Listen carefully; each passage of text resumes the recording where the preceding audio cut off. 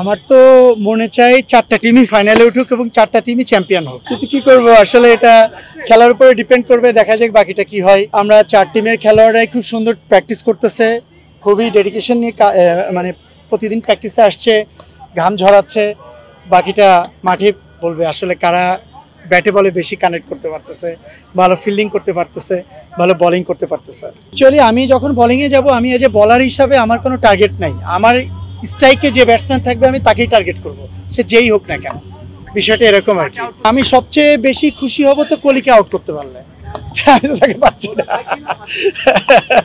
তা আমার এখানে যারা আছে সবাই আমার সতীর্থ, সবাই আমার বন্ধু, সবাই আমার খুব ক্লোজ।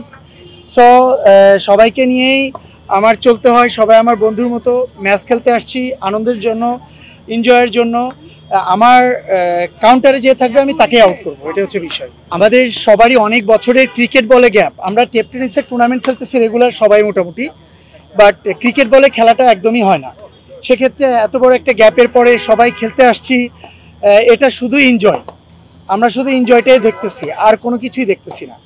বাকিটা মাঠে দেখবো যে যার বেস্ট পারফরমেন্স দেওয়া যায় কীভাবে, আমরা এটাই টার্গেট করেছি।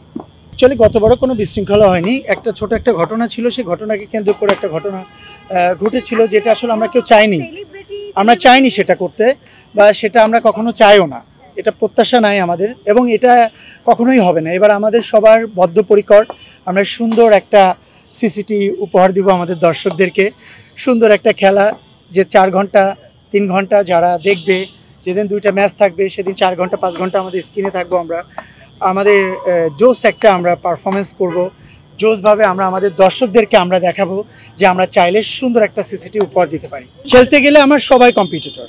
আমার মাঠে নামলে বা স্ক্রিনের বাইরে সবাই আমার বন্ধু, বা যখন আমি পিচে যাব, যখন আমি মাঠে নামবো, তখন সবাই আমার competitor.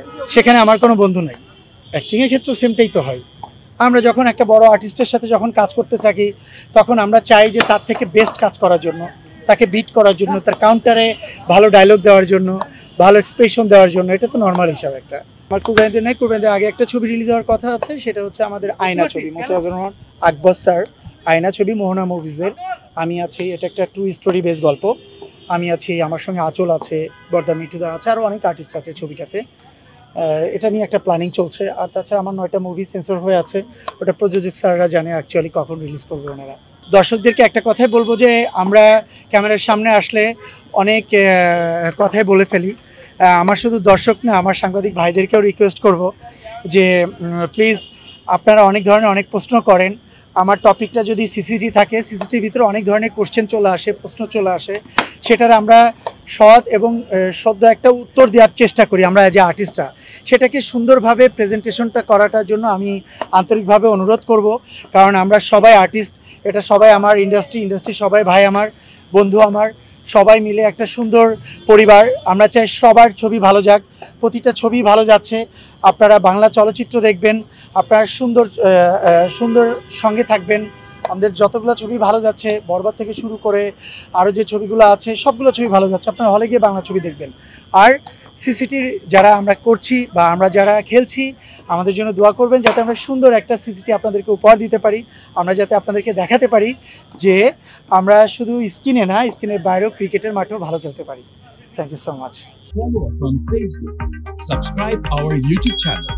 Get the latest update on www.daily-sun.com.